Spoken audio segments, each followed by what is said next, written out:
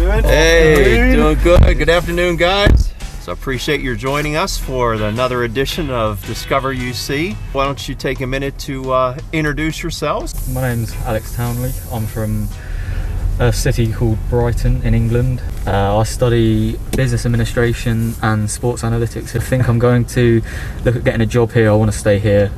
Hi, I'm Sam. I'm from a place called Coventry in England, studying sport business and business administration. I'm actually planning on staying here at UCE, working as an assistant on the team, as like a part-time assistant. So yeah, I'm looking forward to that. It's like a good next step for me. I'm Joe. I'm from London. I study financial planning and management. I'm hoping possibly to head back to London and look to get a job in possibly either real estate or consulting, hopefully. I'm Chris Gribben. I'm from Glasgow in Scotland. I'm not from England, as contrary to what these guys will say. I am a sport business major, and once I graduate, I'm looking for soccer coaching jobs. So if there's anyone out there looking for a soccer coach, then shoot me a message. Okay. I had to throw that in there. Yeah. That's it. You're the guy. Okay, so you hear the terms England, UK, Great Britain. Help educate us. What's the difference? Are those terms all the same? Are they synonymous, or do they represent different things? I think this is for you, Chris. Oh, I've got to clear this up. So, United Kingdom consists of England, Scotland, Wales, and Northern Ireland. So, you can say people are British if they're from either one of those countries, although I would prefer to be called Scottish, but long story. But if you say someone's English, they're only obviously from England, they're not from the rest of the UK. So I hope that clears out. All right, that's helpful. So we can officially call this the British Invasion Discover UC ride. Are we safe there? We're safe there. Chris might have a few words about that. Okay, well, we'll deal with that afterwards.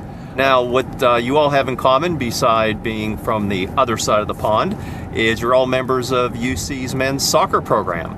So what positions do you play, and why did you decide to attend UC? So I'm a midfielder by trade. I like to think I'm a midfielder anyway, but I'm currently playing as like a defender right now. UC was the best fit for me, and it worked out really well. So I play striker, but I also like to play midfield as well, and possibly out wide often. But I decided to come to UC because during the last few years of high school back in London, I wanted to carry on playing soccer whilst also sort of gaining a higher education. So I thought, let's have a look at what America's like, because I heard good stories about coming to university and playing college soccer out here. So I did some research and saw UC looked like a perfect fit for me with the mix of both. So I'm a centre midfielder. I'm more of a defensive player. I'm not really the guy that's going to be running past anyone, but yeah, I'm a centre midfielder. I came out to UC because as soon as I got the offer, I knew straight away that I was going to be going there. As soon as I saw that at that point they were runners-up in the national championship, I was sold straight away, and it's been a great decision. I've loved every minute of it so far. Great. How about you, Alex? Yeah, I have a similar story to the three in the back. I never had a visit here. I didn't come before I came. It's obviously easy to sell when you've got such a successful soccer team like we had, just come off the back of our first national championship. That was obviously something I wanted to be involved in, and the college in itself just fit the needs of myself and my family as well. So it was really a perfect fit. And I mean, on the field, I play striker at the minute.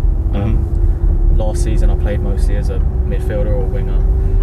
Well, last season I played mostly on the bench, but when I was on, Truth be told, I did a job. Leave that one out. I did a job anywhere that Struts basically put me, to be honest.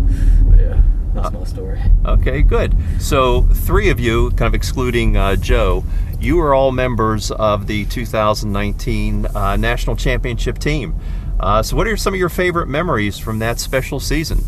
There was a lot. It's really hard to choose from because there were so many memories. I think even though it's a short season, you go through so much as a team because it's such an intense period of the year, especially when you go the full distance. I have to say, personally, when we play against a team, like I think when we played against Gannon towards the end of the tournament, and they were a really tough team because they're the kind of team where they just want to stop UC playing at all costs, and they fought, they battled, and we battled back, and it was just nice to sort of send them on their way and give them an early Christmas, to be honest, because it's satisfying when your team can pull together when it's been a rough game, but you come through the end of it, even closer. So that's got to be my favourite moment. I honestly felt the most calm all season playing in that final game. I don't know why. You just knew sort of from as soon as Freddie scored that first goal, we didn't let them do anything.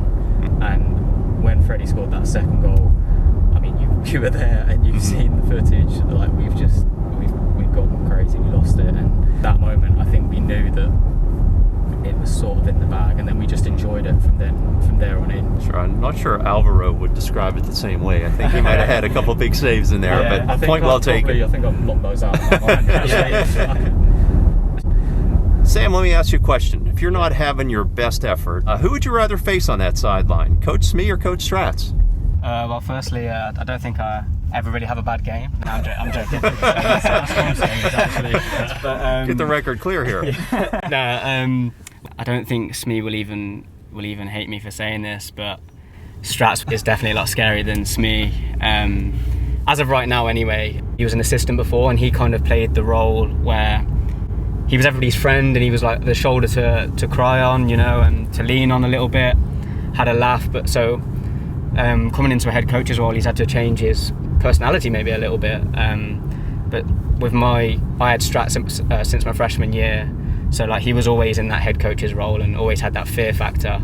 But no, I can definitely see Smee growing into that role really well that Strats has left behind. Well, I mean, Strats wouldn't even have to say anything to you. He'd just give you a lot. And you'd know, you've done something leave wrong. him alone for the next 30 minutes, so give him a bit of time. Before a match, you're either kind of getting off the bus or getting ready in the locker room. Is the team all kind of jamming to the same music together, or is everyone kind of in their own zone with their headphones? For a big game, I say it's different for different people. A lot of people have really got their headphones in, listen to their music, listen to other podcasts, stuff like that. And then I'd say after the game is when, especially if we win, is when all the fun really happens. Everyone's playing the music through the speaker, everyone's having a little sing-along. It's all good vibes and just good energy, and it's all fun. I'm hoping to get a shout out here, by the way. Oh yeah, Sam DJs pretty well. Like not perfectly, but pretty well, I'll give you that. Yeah, I'm in charge of the playlist in the changing room, so it's a big responsibility. We get some French music in there as well, don't we, to keep Alexi happy this year. Believe there might be some Spanish as well, but I feel like all the boys enjoy it, and I gave them the opportunity to have an input on the playlist. It's not just me, so it keeps everyone happy. So yeah. Tell you one thing though, if you go into the residence halls and you hear some of the music that people play in the shower, it is dreadful. Like if you go like just outside my room, there's a lot of the South American guys live around me, and if they're all playing music at the same time, it sounds kind of good. But then when Sam starts playing Ed Sheeran on top of some South American music, oh my, no. Just doesn't mix all that well. All right, so with such an international squad, what are some things that you've learned that have helped expand your worldview, kind of being in such a kind of multicultural community like UC? That's such a difficult question, because you learn so much from everyone that comes in. I mean, I'm not too sure how many countries we've had represent this team since I've been here, but I think pretty much every year it's almost 30, isn't it? Almost 30 different countries each year, which is just when you tell like Americans that they're gobsmacked, they don't really understand how we are able to do that and recruit so well. But in terms of learning things, it's hard to say. I mean, there's different cultures, there's different personalities, but one of the things that I've learned is how soccer in general can just bring us all together and be one like big family, really. Ever since my freshman year, that's one of the strongest things about our team is the cultural differences, but how we can come together as a family and perform together. So in terms of the worldview, I'm not so sure, but just knowing that soccer can bring us together is probably the biggest thing I'd take out of all the countries that we have. So you mentioned that you've all had experience playing midfield, but this year, Alex, you're up at forward, and Sam, you're helping out on defense. So who works harder during a match? You know, which one of you guys is actually putting out more effort when I go to watch a game? I'm going to start this off, right? Okay, So, have at it. I'd say that currently in our system that we're playing right now, it demands a lot of the fullbacks, which is where I'm playing. It's a lot of straight line running, so I'm going to put my position out there, but in terms of, in general, I'd say midfielders run the most. It's definitely the most difficult. Yeah, Townley, if you defended, you'd actually work quite hard. Townley doesn't know what defending is. I actually adopt the policy of work smart, not hard.